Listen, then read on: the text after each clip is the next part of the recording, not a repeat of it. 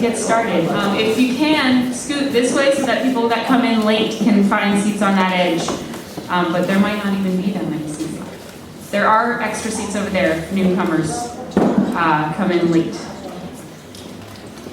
So, good evening. Thank you for joining us for the Entry to Entrepreneurship Showcase. My name is Alice Maggio. I'm the Executive Director of BerkShares and the Local Currency Program Director at the Schumacher Center for New Economics. I want to welcome you to this celebratory event. Tonight we're celebrating students from our Entry to Entrepreneurship program and sharing them on as they present their business plans they've developed over the course of the last 12 weeks. I know you're all looking forward to hearing from them. But we're also celebrating the contributions of so many of our community members who have pitched in with their time, their energy, their intelligence, and their money to help make Entry to Entrepreneurship possible. And we're also inviting you to celebrate our local economy, all the wonderfully locally owned businesses that we're fortunate to have here in the Berkshires, and to imagine what's possible here in the Berkshires to further deepen and diversify the community of local businesses. Thank you for joining the celebration and for being here. Entry to Entrepreneurship is a bit hard to describe. It's part laboratory, part business course, part mentorship program, part service learning project, part economic development experiment. The students that you'll hear from tonight have been meeting in a classroom at Berkshire Community College's South County campus for 2 hours each week since the end of January. They've been guided through a curriculum that I co-developed with Keith from the Mass Small Business Development Center Network, the Berkshire Regional Office. Keith's here tonight. And that curriculum is one that follows the outline of a standard business plan. The goal was for the students to learn by doing, learn about business and their community by coming up with a business idea and developing it into a business plan. These are the business plans that you're going to hear about tonight. Now, you might be wondering why BerkShares, Inc. and Schumacher Center for New Economics are interested in putting together a business planning program for young people. Well, our interest in developing Entry to Entrepreneurship stems from our interest in finding ways to build our local economy from within. We see Entry to Entrepreneurship as a part of a larger initiative that we're spearheading called Community-Supported Industry. Community-supported industry builds on the community-supported agriculture model to find ways that citizens can identify local business opportunities and work together to turn them into enterprises that actually become a part of our local economy. Inspired by this spirit of community support, Entry to Entrepreneurship has a slightly different shape from your normal business planning course. First, it's crowdsourced. Instead of one teacher, there are a multitude of teachers. The teachers for our class were local business people and experts, all speaking about their areas of expertise. Many of them are here tonight, and I'd like to thank them now for their work. Maddie Elling, Keith Gerard and Nancy Schulman, Billy Best, Phyllis Webb, John Graziano, McCall Snyder, David Bruce, Eric Brune, all volunteered their time to come teach our students. It was also a multi-generational classroom. It's not always easy for high schoolers to imagine what it's like to run a business, but thanks to another group of extraordinary community members who volunteered their time as mentors, advisors, business plan reviewers, our classroom was able to incorporate many voices, and our students had access to real live business people with real life experience. Many of them came to every class to serve as sounding boards and resources for our students as they developed their ideas.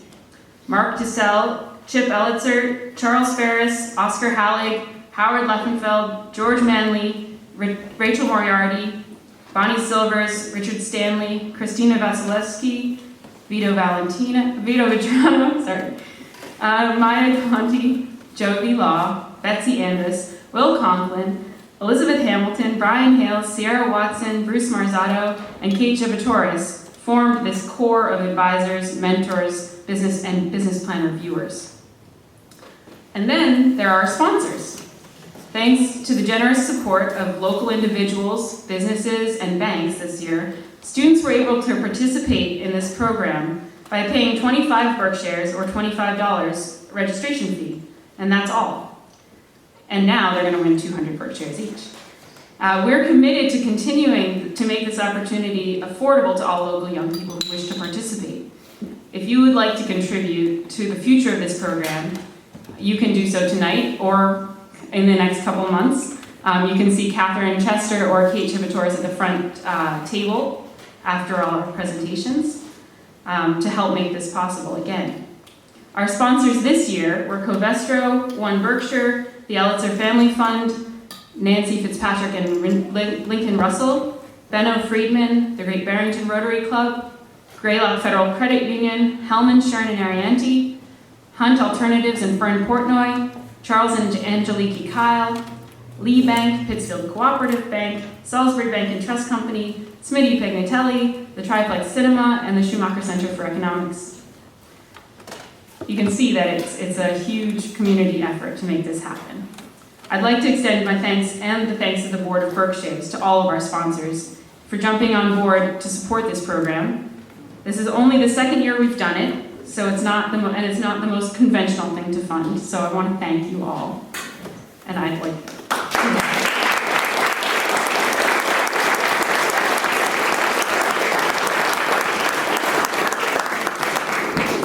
So this program was crowdsourced, crowdfunded, but it also took a different approach to idea generation.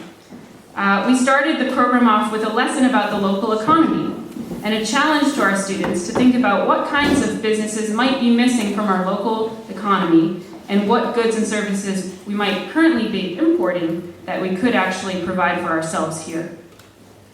This ties into the BerkShares goal of finding ways to fill the gaps in our local economy with businesses that can provide good livelihoods, good employment, and use our natural resources in a responsible and productive way. The ideas you'll hear tonight are what these 15 students imagined for the Berkshire economy. But you might have ideas of your own. We hope to bring some of those ideas out in our discussion towards the end of the evening and to continue that conversation in the next couple months. So before we launch into presentations, I have a couple more thank yous. I know I've already thanked a lot of people, but there's still some very special people I need to thank. First, to the local businesses, all of whom accept BerkShares, who have provided our refreshments for tonight. The cheese platters are from Bizalion's Fine Food. The cider and donuts are from Hilltop Orchard in Richmond. And the coffee is from one of our advisors, Bart Anderson from Barrington Coffee Roasters. Thank you.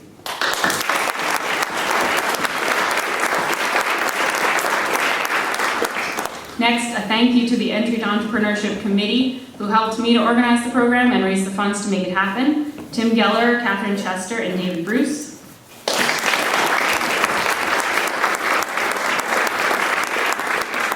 Next, a thank you to CTSB for airing the videos from our classes, and a huge thank you to Rachel Moriarty, who has filmed all of our classes, edited the footage, and posted it on YouTube despite very slow internet. Rachel's my colleague. Another big thank you goes to Berkshire Community College for welcoming us into their South County Center and for making us comfortable in one of their biggest classrooms, because our class got kind of big sometimes. It's a great, wonderful community resource, and I wanted to thank Julie Hannum for making that possible.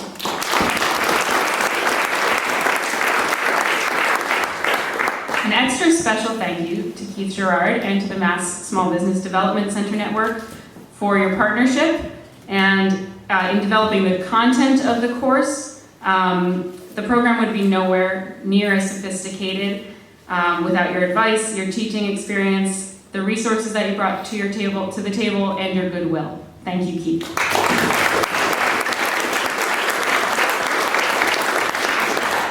Finally, I'd like to thank our students and congratulate them. This is our second year running the program. Last year we had 5 graduates. This year we have 15. These students come from Lenox, Lee, Great Barrington, Sheffield, and everywhere in between. They are 13, 14, 15, 16, 17, and 23 years old. These young people have all impressed me immensely, and it's been a delight to meet them and to see them grow and learn. So we're now going to hear a short presentation from each of our students or groups of students. We had some who worked in teams. If you have questions, I hope that you can hang on to them until after all of the presentations, and we'll have all of the students up here so that they can take your questions and we can have more of a discussion. Without further talk from me, I'd like to introduce our first presenter, Nick Dillon.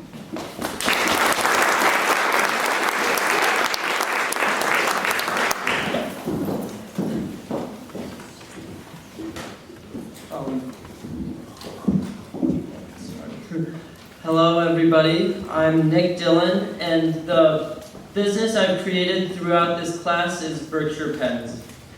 Berkshire Pens is a business that will be making pens that are reusable, refillable, and eco-friendly from local wood to the Berkshires. They can be made from 3 different kinds of pens, or different kinds of wood local to here, including pine, oak, and hemlock. I have one here for those of you to see in the front row. This is an example of what one will look like for anyone close up. And the cool part about, or what's good about this business is that there's so many people that come to the Berkshires every summer, every winter, year round, and what they can leave, but they won't necessarily have something to remember it by. If we can sell a pen like this to every single person, when they come to the Berkshires, when they leave, they'll remember this area and everything special about it every time they look at it and use it.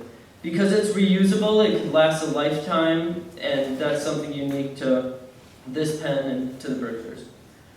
A good part about this investment as an investor is it's a relatively low cost for people to start this business.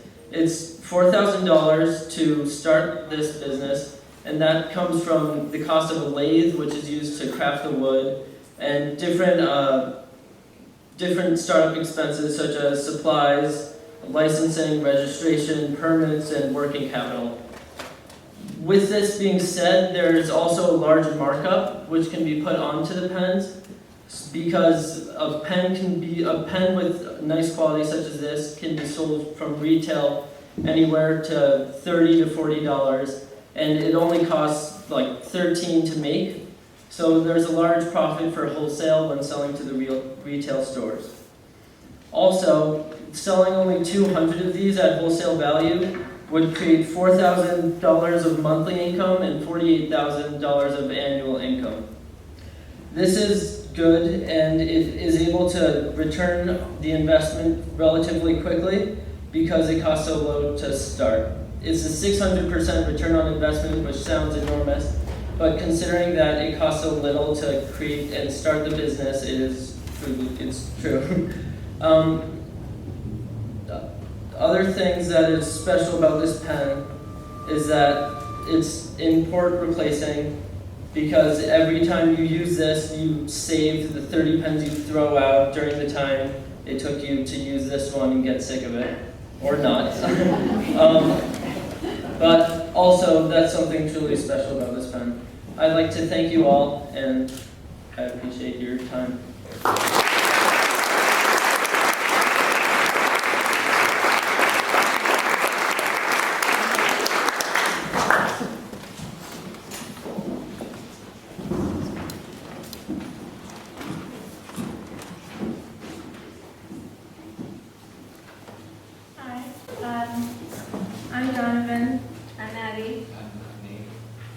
We are creating a business called Berkshire Orchards, where we will be making apple juice made from locally grown apples around the orchards that come from abandoned apple orchards. The magic in our company is we'll be using 100% recyclable material for our containers, which will reduce BPA and chemicals. We'll be getting from local suppliers such as Windy Hill, Tap Farms, Hilltop Orchards, and the juices will look different and they'll stand out on the shelves. Like you said, we're going to stand out because we're going to use fresh apples, and we're going to incorporate spices into some of our apple juice, so it's something like the local market has seen before. We're different than other orchards like old orchards or treetop orchards because of the types of apples that we're going to be using. So our targets, we're going to be selling to local markets around the Berkshires, like the marketplace, burritos, other small restaurants, and markets. 89% of people in America consider where their product is made before purchasing it. So our product being locally made is going to help that. 87% of people feed their children Apple products, so it's kind of high in demand. 66% of people will be willing to pay more for locally made products.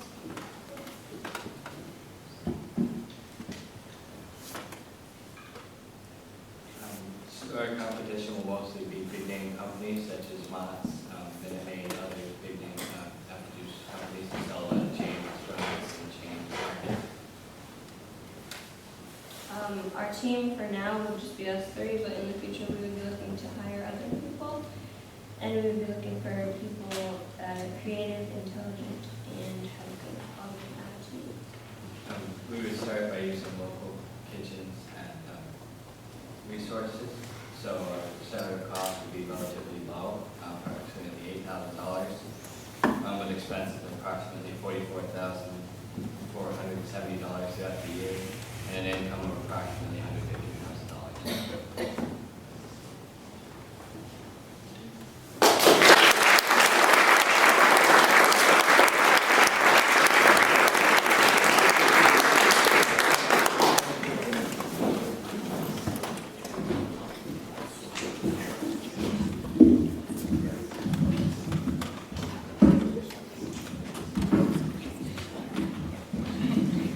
Hi, I'm Zoe Becker. And I'm Anna DuPont, and our business is the Melting Pot Restaurant. Between the two of us, we are fortunate enough to have families spread out across 4 different continents and 6 countries. So we've been lucky enough to experience the unique social aspects of many different places. In the Berkshires, there is a significant lack of culture among the residents. The goal of the Melting Pot would be to give people a view of the world without the costly expense of travel. The Melting Pot Restaurant is focused on selling a unique cultural experience, both in food and entertainment. Our goal is to incorporate global culture in the restaurant by serving themed dishes and booking entertainment from different cultures around the world.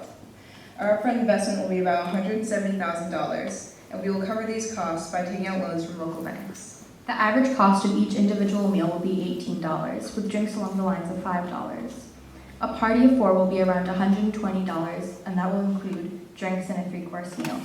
Approximately 47,000 meals will be sold each year, with approximately 50,000 customers, although it could vary based on reasons for visiting our establishment. Our competition would consist of local restaurants such as Chico's, Aroma, Koi, Great Wall, and Juice Joint, etc. We will prosper because we offer different cultural experiences that cannot be found elsewhere in the Berkshires, as well as a wide range of authentic foods that can be accessed from one area instead of having to travel and spend a large amount of money on the same experience.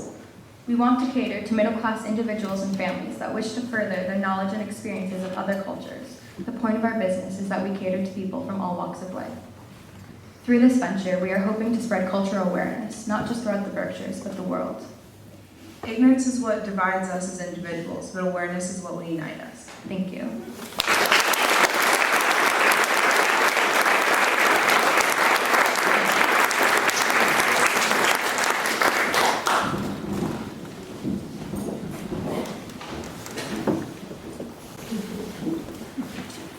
Good evening. My name is Keil, and this is with Bartini. And tonight we will be presenting you the idea of a lifetime. For years, small businesses had offered coupons and deals to customers as a marketing tactic. It's a win-win. The businesses get more customers and therefore conduct more transactions, and the consumers are able to save a little money and become notified of nearby deals and promotions. Of all the things that have been modernized, coupon services have yet to make the switch. The few who have in fact attempted to bring e-coupons to the masses have been drastically unsuccessful at reaching a local community made up of small businesses like the one we have here in Berkshire County. Coupon giants like Groupon and Coupons.com have been controlling the mass market for measly and non-personalized deals and have done nothing to promote small businesses and their owners who are vital to our local economy.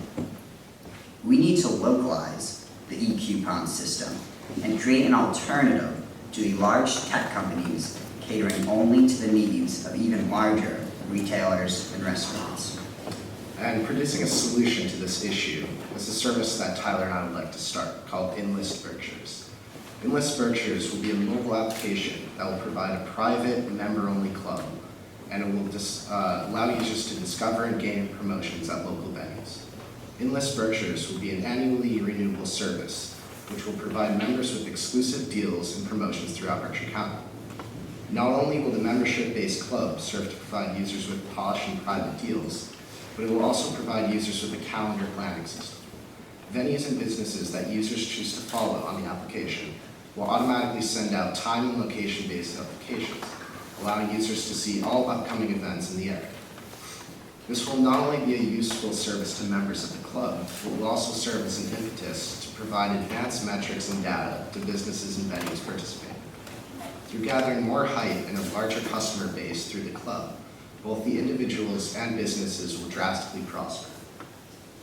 Starting this business will require a little under $2,000 to be used for incorporation, the development of Enlist BerkShares, which will be done by Luke and myself, initial advertising and marketing.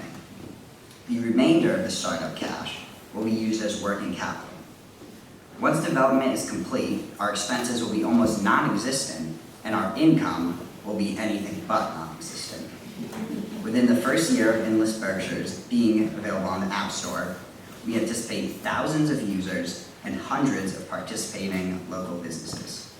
The more users we have, the more local businesses will want to get on board, and vice versa.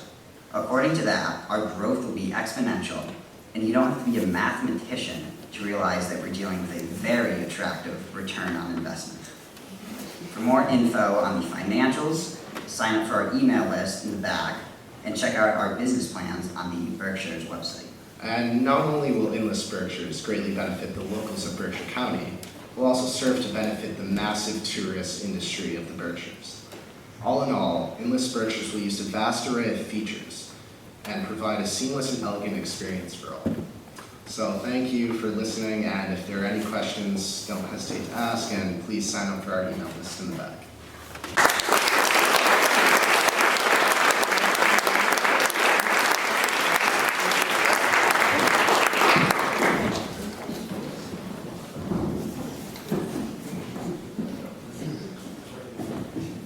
Hello everyone, I'm Keil and I'm going to start out by asking for the participation. So, could I see a show of hands if you personally or someone that you care about nags you often about eating healthier? And I personally have that problem. And I always use the excuse that I'm too busy. I'm always doing something, I don't have time to plan out healthy meals or pack healthy lunches or whatever. So I was inspired by the food truck craze that's going on around the country and that I think we're lacking here in Berkshire County. So my business plan is to start Lauren's Food Truck, which will be a local food truck that provides healthy options but fast, so that you can no longer use the excuse of not having enough time to eat healthy. Being a high school student, I'm always at my high school, Mount Everett. There's plenty of days where I spend over 12 hours there, doing other activities and not being able to leave. Only recently did I get my license and I was able to go get my own food. So one of the main places I would like to see my food trucks go is to local schools. After school, during lunch, to give students the options of eating healthy, because we do always hear about trying to get youth to eat healthier and having problems with that. But I'm also interested in having it around local towns, at lunch for workers.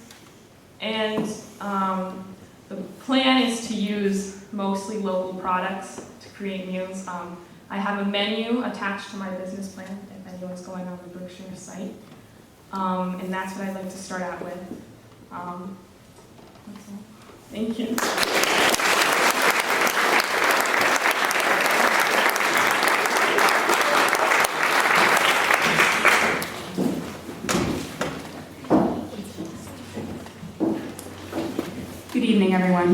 My name is Elizabeth Orenstein, and my company is Mahalia Candleworks. We make sustainable, American-sourced beeswax candles right here in the Berkshires.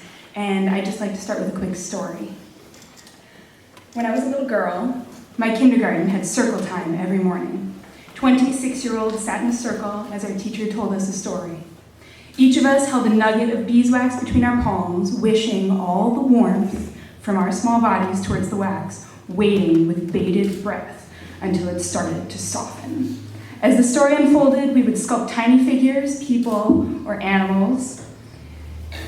And of course, there were the overachievers who made baskets full of apples or complex woven figures. But our hands smelled of smoke and honey, and we were making beautiful things. Most of the time, we were kindergartners after all, and now I realize even as a 23-year-old, they're sometimes beautiful. This was my first experience of beeswax. It was warm and comforting and beautiful. My company, Mahalia Candleworks, will make sustainable, American-sourced beeswax candles here in the Berkshires. There are currently only 2 Berkshires-based candle makers, definitely not enough to supply our county and our vibrant tourist economy. My candles will be beautiful, they will smell wonderful, and they will be affordable. I want to change the culture of candle burning from mere luxury to lifestyle necessity. Walk into any room where beeswax candles are burning, and the light is softer, the atmosphere more inviting, and that subtle, delicious smell hangs in the air. I hope to develop strong relationships with local beekeepers to eventually source all of my wax from the region and support more bees in the Northeast. I'm also interested in alternative fibers and materials for wicks beyond the cotton that is currently the standard. This venture is self-funded, and I can cover startup expenses for about $950. By starting small and investing profits back into the business, I will build steadily. Right now, I'm looking at about $12 for a pair of tapers, $10 for a box of votives, 4 votives, and $8 for a box of 6 tea lights. I will cover all aspects of marketing, from design and packaging to direct sales, and I think I'm pretty good at that. So tonight, I'm looking for customers. I have a product that I love, and I think you will too. I'm going into production now, and I hope to be selling by the summertime. So if you'd like to keep in touch, there's an email list in the back, and there are prototypes. They're kind of a funky size. I'm still deciding on the exact sizes, so if you have any feedback, I would love to hear it. And thank you so much for your time.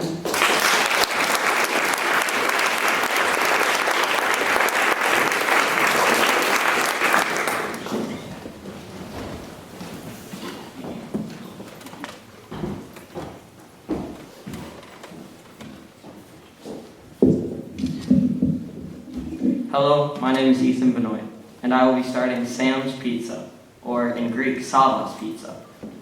I am deciding to start a pizzeria out of my background knowledge and background environment. As most of you know, my family used to own Village on the Green Pizza. It used to be in the center of Sheffield, near Silks. I would love to just keep that going. I know a lot of people loved going there. My grandfather happened to get sick and we had to close down. And I would name my pizzeria Sam's Pizza because his name was Sam, and I like to keep his legacy going.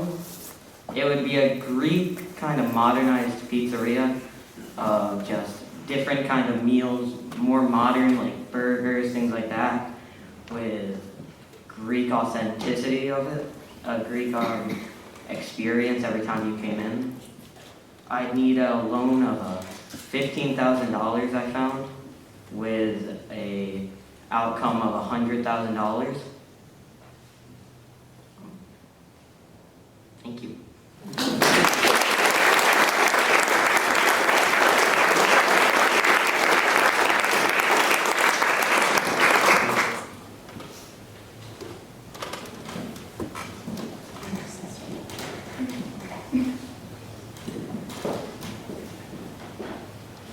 Okay, so hello, my name is Hannah. And I'm Emma. And we created a business called Berkshire ID, ID standing for interior design. And our company is a unique interior design company that uses furniture from different places in the Berkshires, locally made, to decorate houses, also wallpaper, including furniture like chairs and tables. So the problem that we have here in the Berkshires is that there are interior design companies, but all of them they use furniture and decorations from places like Home Depot or Lowe's, and none of it is like personal to the Berkshires.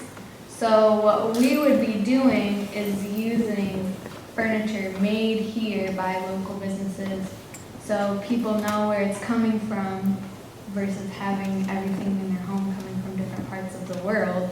And it would help import replacement because everything's being made here and they're helping the local economy.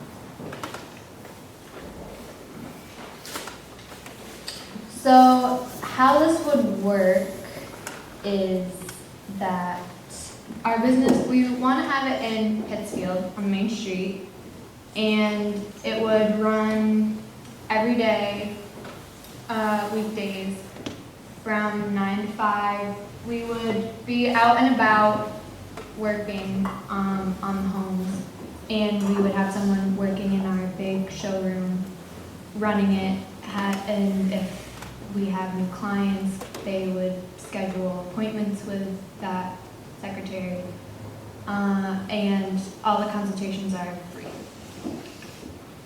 So the target market of our business is going to be new homeowners along with just any homeowner, and we're looking to mostly have homeowners that are here in the Berkshires, but we also will go to like places like Connecticut and New York.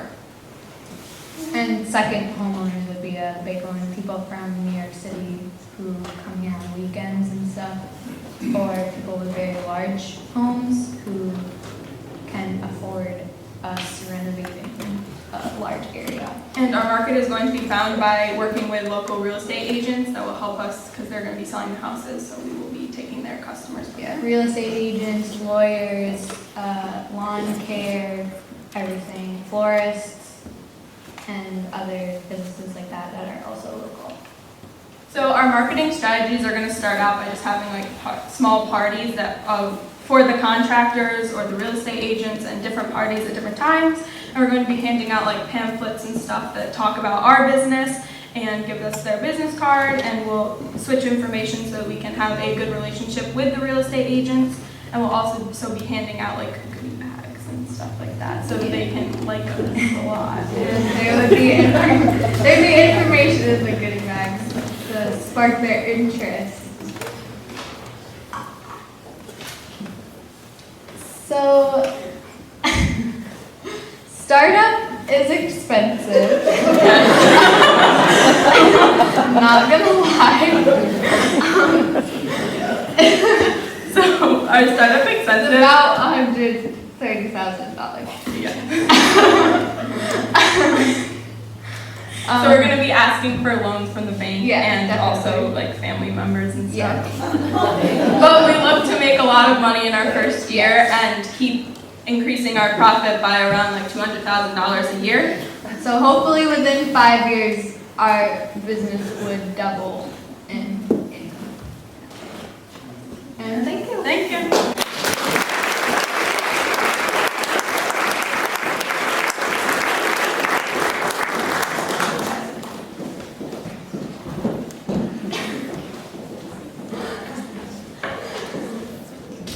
Hello, my name is Schumacher Center, and the business that I've come up with is called Berkshire Burned Wood Nets.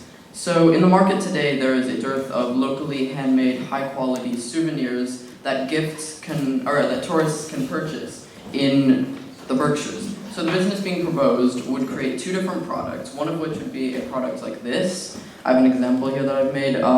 It's just like a cookie of wood, glued onto a magnet that could stick on any surface. And these would also just be really personalizable. They'd be handmade locally. They'd be really, they'd have a low footprint, and they'd just be really like a charming thing that you could see in the Berkshires and be like, oh, that's a Berkshire magnet that is from them. So the second product is more like this. This is just an example of the competition. It solves the issue of local businesses having uncreative marketing methods. So they just have business cards that you hand out, they're just 10 a penny, And they're just, how many of you have like thrown away a business card because it just seems like worthless, or you're not going to be using it. So it would be like a magnet, and you'd be like, you wouldn't throw this away. It'd be like a work of art. You could just put it on your fridge and everything. So it's kind of like just an import replacement, because this is just plastic, and these would have heart. They would be like made out of wood and everything. It'd be really like handmade and everything. So everything that Berkshire burned wood nets would need to operate, besides the supplies to make the inventory, so magnets, wood glue, and burning equipment, would be sourced from local businesses that were just the offcuts from this. Would be really sustainable. So I would be the only employee, because I could assemble these really quickly, manufacture them, and then deliver them really efficiently. So the startup expenses would be really low, under like $1,000, and the annual expenses would be around $5,000, but the profit margin is basically infinite from there. So yeah, this is just a really good investment for like a cheaper business that could just go a lot higher with potential. Thank you.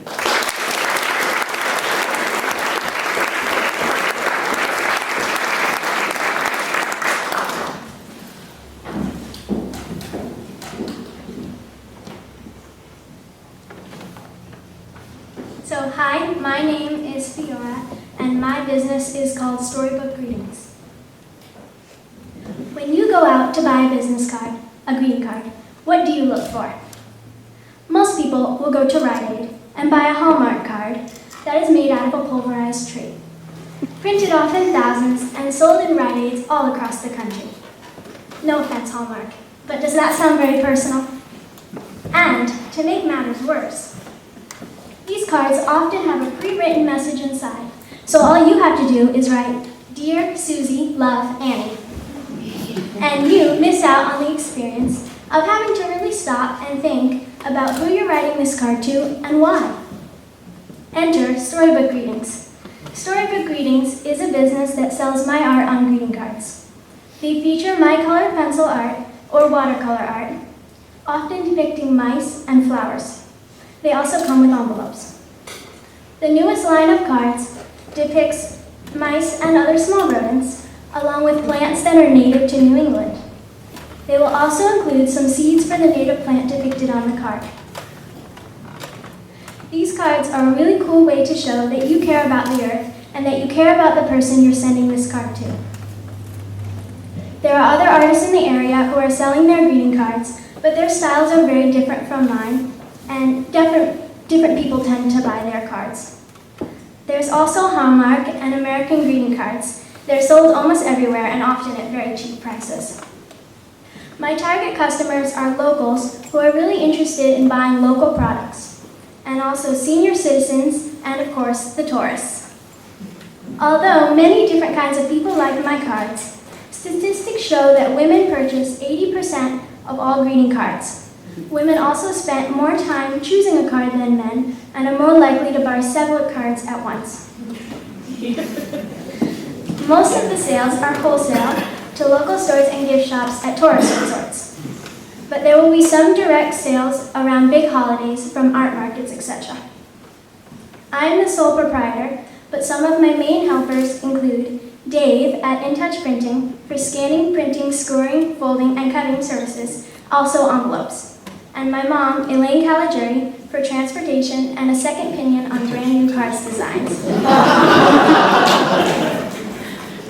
Now let me tell you a little bit about myself. I am a self-taught artist, and I've been making greeting cards since I could hold a pencil. And I've been selling them since I was 8 years old. I love botany, and I spend a lot of time researching the plants that my cards feature.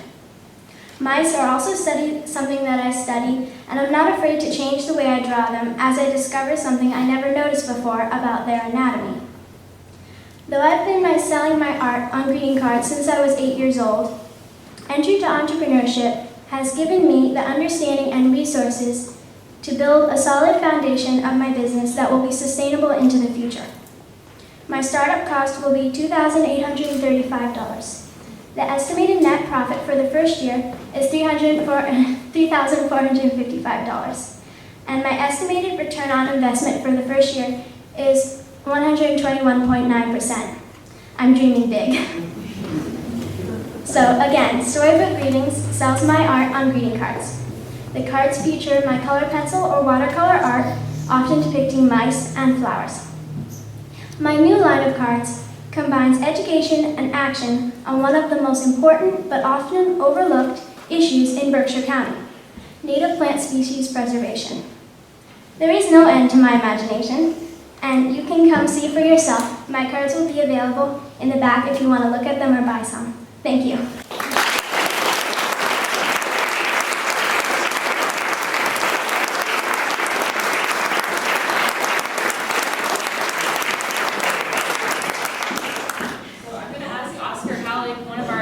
To come help me give out all of our awards for all of these great students and all these great ideas. Oscar's been our advisor. He was going to be an on-call advisor who would come just sometimes, but he ended up coming almost every class.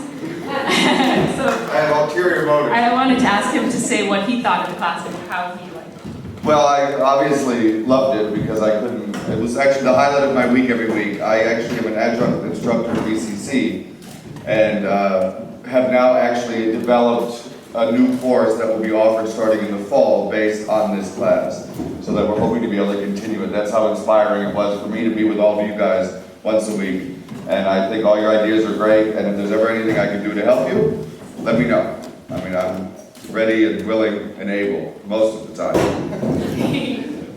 So we're going to start to invite all of our students up one at a time to receive their award of 200 BerkShares. And then you guys can all take a seat up here. Are we ready, guys? Okay.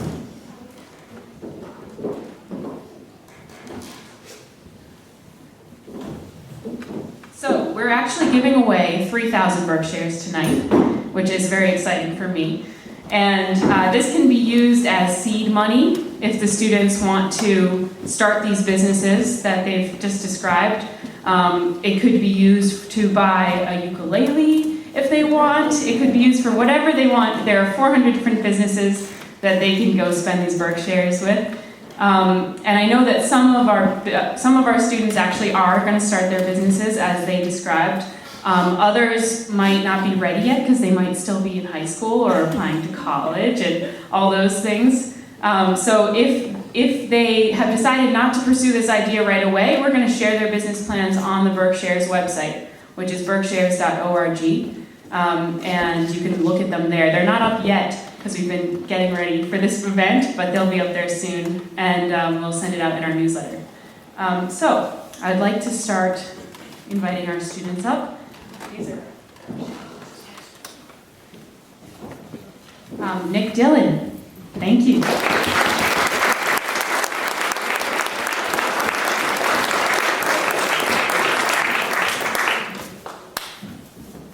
Donovan Sawyer, Abby Quinville, and Nathaniel Chase.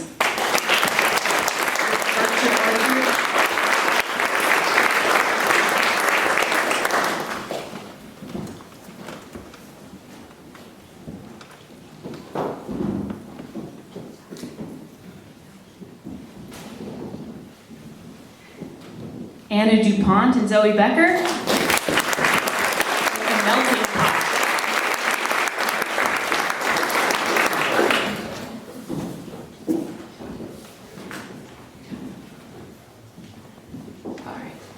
Luke Bartini and Tyler Kuhn.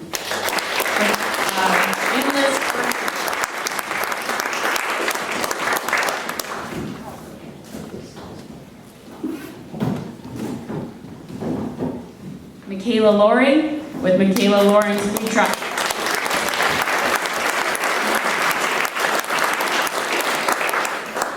Elizabeth Orenstein with Mahawi Candleworks.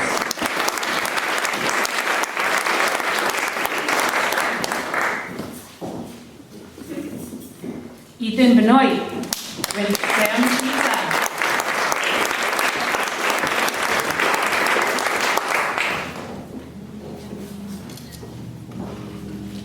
Hannah Sternagel and Emma Mitchell with Berkshire IT.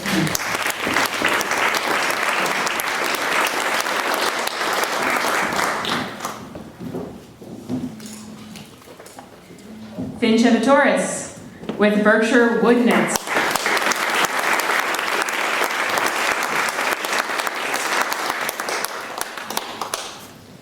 Finally, Fiora Caliguri Randall with Storybook.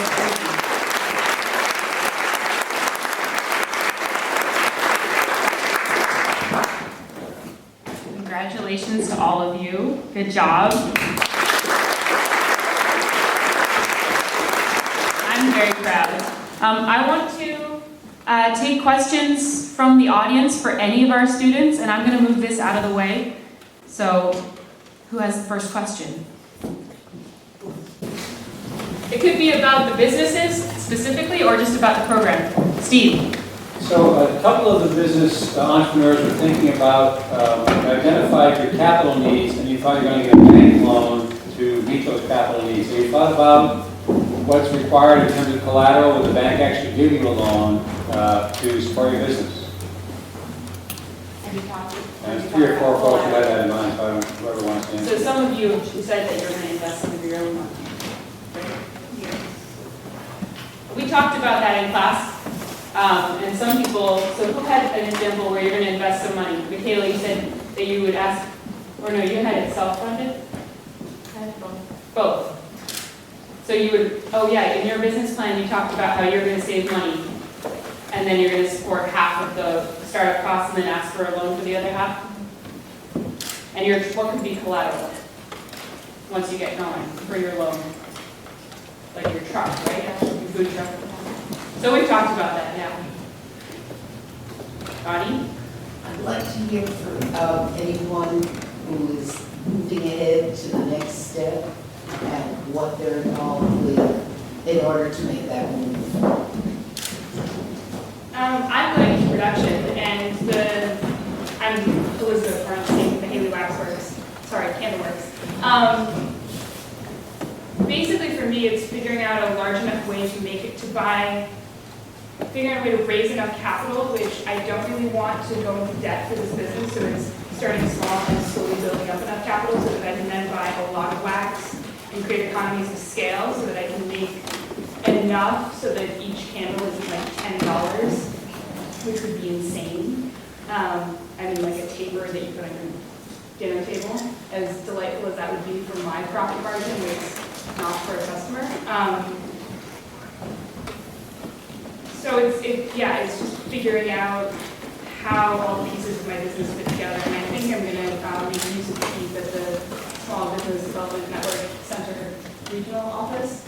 A lot for that. So does that mean we have, I guess this question goes more to you, Alice. Have you made connections for all of the graduates in the program to be able to continue having a mentor? Well, one of the greatest things about this class is that we've had mentors and advisors come into our classroom and speakers throughout. So our students who might be a little bit shy of calling people up out of the blue normally have actually met all these community members already and have those connections. And in our welcome packet at the very beginning of the program, I listed everybody who had already said that they wanted to be an advisor or a mentor or a speaker with their contact information. So they could then say, oh, I remember what David Bruce said, I'm going to go call him or email him because I have a question specifically for him. So that helps to make the connections. And then some of our students have made stronger connections where they're actually going to follow up with certain people. Hi, Adam Lyons. First of all, great job. I mean, those were smart presentations, asking the right questions, and so it was really a pleasure to listen to. I felt like I was in Shark Tank. Yeah. There were moments I felt like I was in Shark Tank and I wanted to put an offer forward for Shearn. I wonder if any of you could take us through the process a little bit of how you define the company you would ultimately went for. I.e., did you take it did you ask folks questions and maybe come out with a different approach that you went in with or something to that effect? Or in general, just what was the process in both points? One thing was that it was pretty quick, so it was tough because they had to kind of jump into things. Anybody want to say something about it? It's funny because originally Luke and I had two separate ideas, Mine was just a coupon service, and his was more like an aggregator of all the coupons and sort of combining everything into one service. And then once we sort of did a presentation, like a practice presentation in class, we realized how similar and how well these work together. So we sort of fused from there. And with that, the reason why we both thought of it initially is because the coupon service for both of us has been sort of scattered. And I think many of you would agree with that, a lot of the coupon services now are not the aggregators, and you have to go to multiple places to find various coupons. And lastly, the coupons are not to the degree that we think we could convince businesses to give out. So sharing in class helps that happen. Anybody else want to add anything? We started with like more of an informational kind of center, and then as we learned more through the program, we kind of figured out what would attract more customers and business, and we changed it to a restaurant that would be more fun. Another question?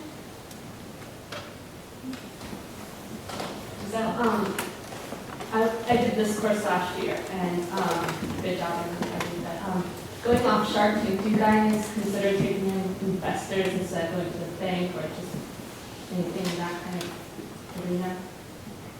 We often call, I like to think of this as our reverse Shark Tank because it's kind of not shark-like. It's kind of like we're all encouraging our business owners, future business owners. What do you guys think? Are you guys, who's Fiora?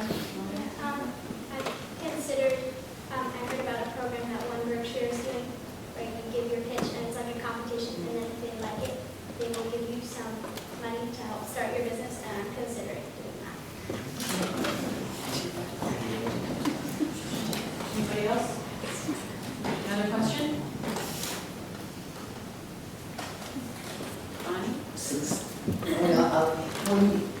I think the two of you were talking about the melting pot restaurant, that you're not graduating.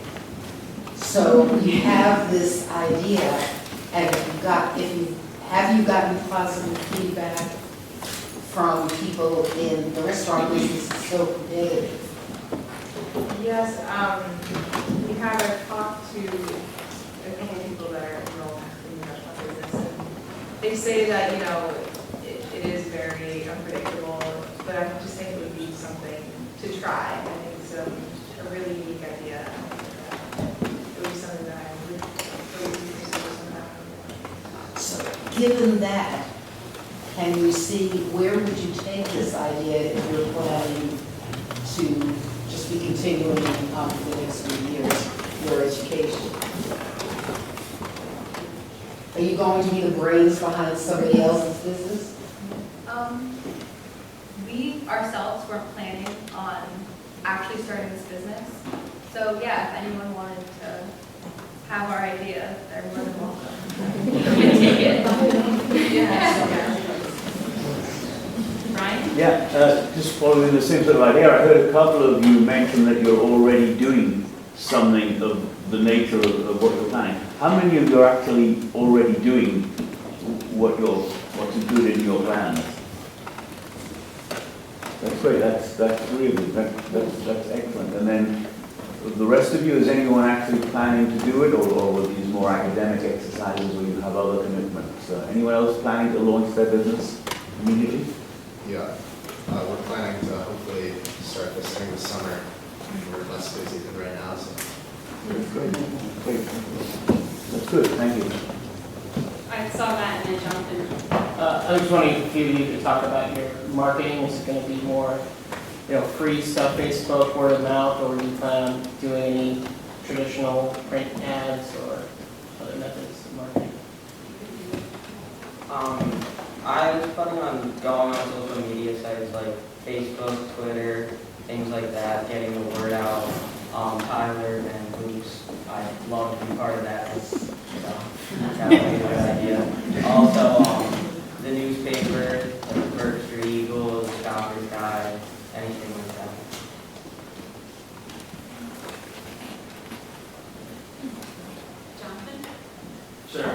Sean Butler with Berkshire. If you want to let us know more about your idea, we'd be happy to talk to you.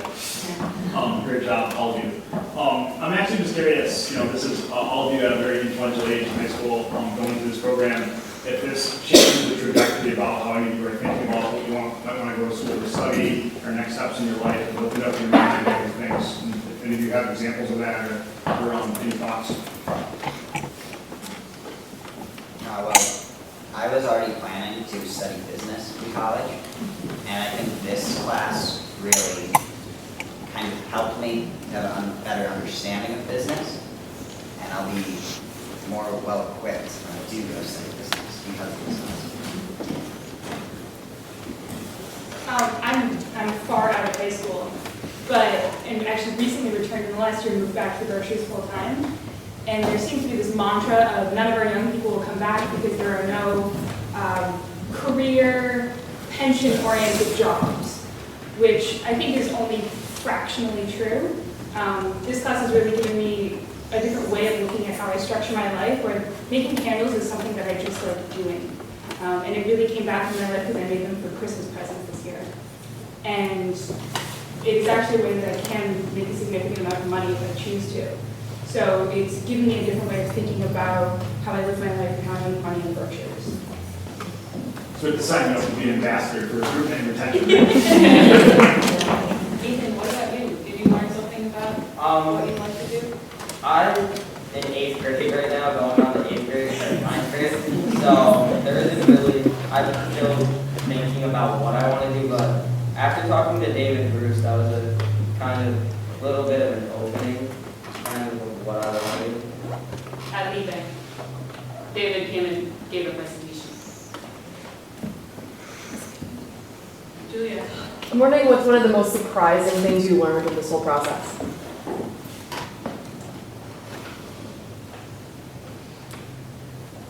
Everything was to be expected. Anybody who hasn't said anything yet?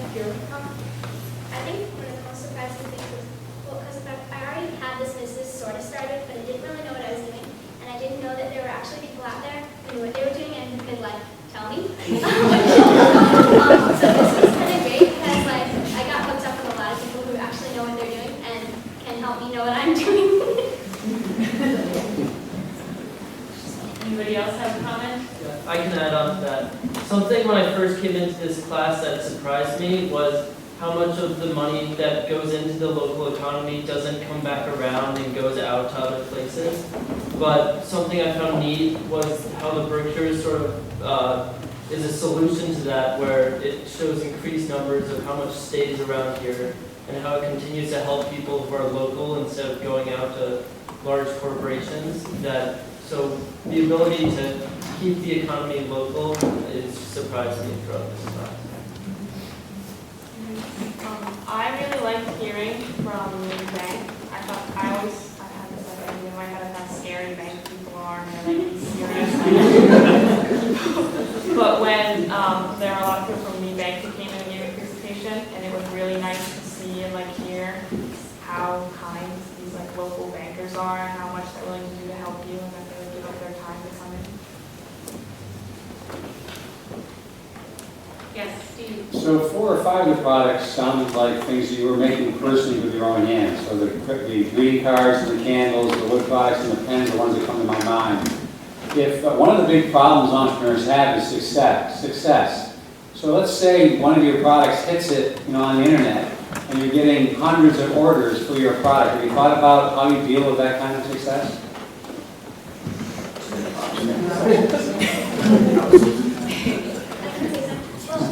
My cards are printed, so I guess I would just print more.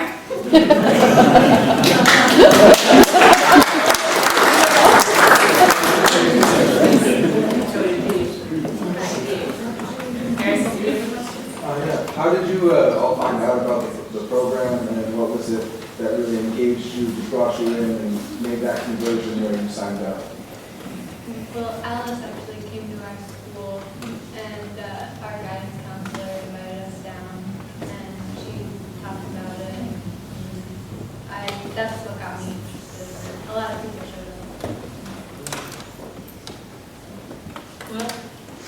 up. Curious if any of you in developing a business plan and you're, those of you that have supply chain or a list of services that you needed to contract with, did you encounter any tensions between sourcing locally and sourcing non-locally, and how did you deal with that? Yeah, I mean, I have a huge problem in that I want this to be completely locally sourced. And in theory, that's easy, right? You just need wax and you need wicks. Except wicks are made out of cotton, and last time I checked, cotton doesn't grow in Massachusetts. Not yet, anyways, maybe in 20 years. And last time I checked, there isn't enough of a critical mass of beekeepers, at least in our immediate region, that can supply me with enough wax. That said, like anybody who keeps bees who wants to supply me with wax, or anybody who knows anybody who keeps bees who wants to supply me with wax, it doesn't have to be like 15 tons in a month. So it's also significantly cheaper if I get quote unquote like chemical-free or organic wax that is from China or Turkey or Chile by like dollars on the pound, which means that you can have the difference in pricing, retail pricing goes from like $12 to $15 a pair to $8 or $9 or $10 a pair. So I think, I can't remember who was saying that they through their research, people are, it was Berkshire Orchards. Through their research, people are willing to pay more for local, which is encouraging, but it's also depressing because it means that the product that I want to make is aimed at a customer who can afford to pay more, who even though they want to pay more, or they want to pay more and they can afford to pay more, not just they want to pay more. Anybody else? Yeah. I'm having a hard time right now getting local seeds from a company that is doing native seeds because a lot of the places that I've contacted don't do native. You know, they just do like garden shop stuff. And some of the seeds are going to be pretty expensive. So that's one thing. If you know anybody, by the way, who does native seeds, let me know. Anybody else have any other comments about that? Anna? Okay, we'll take 2 more questions. It sounds to me like you could start making a list of businesses for future entrepreneur classes where somebody is providing beeswax or gathering, bee producing materials or local seeds. I mean, these could all be seeds for local import replacement businesses. So maybe we could even build some more business plans. So that kind of, I think, brings us to a good conclusion. I didn't plant mine up there.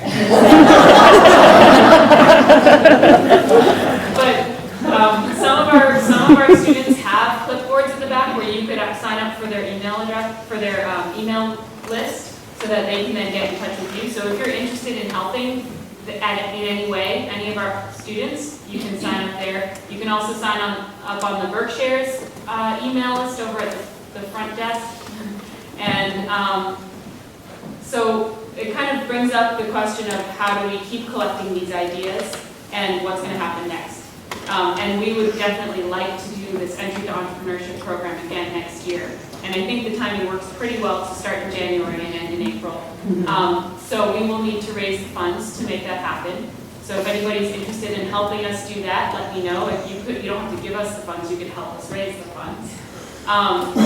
And we also would like to, some of our students kind of had to jump into an idea that they didn't get much time to think about. So I think that one opportunity that presents itself to us now that we have this program and we have all these young people working on these ideas and developing them, is that we could all put our ideas to use. So that that maybe next year when we jump into our class, we could have a menu of business ideas that our community has provided. So maybe Fiora can write down native seeds, and Elizabeth can write down local wax. So if you'd like to be a part of that, I hope that you will stay in touch with us. We're also, BerkShares is going to present at the climate, I forget actually what it's called, but I think it's Living Sustainability conference in Pittsfield on May 7th, which is a Living the Change conference in Pittsfield at Shire City on May 7th. And we're going to create a community idea generation panel there. So if you'd like to join us there, I think it's at 4 o'clock in the afternoon on May 7th in Pittsfield. So we can try to have a series of those kind of community conversations about what ideas might work for future businesses. So with that, I would like to thank all of our students again and congratulate them.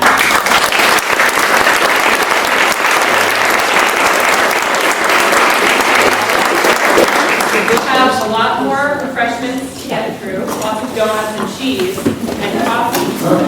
And I would like to give one more big thank you to all of the people who have helped make this happen. So if you, and our students are going to help us distribute some presents. If you were an advisor, a mentor, a speaker, a business plan reviewer, a sponsor, if you were in any way helping this program happen, could you please stand up? And I have a feeling everybody's going to stand up. Could you all stand up? We have some BerkShares totes for you.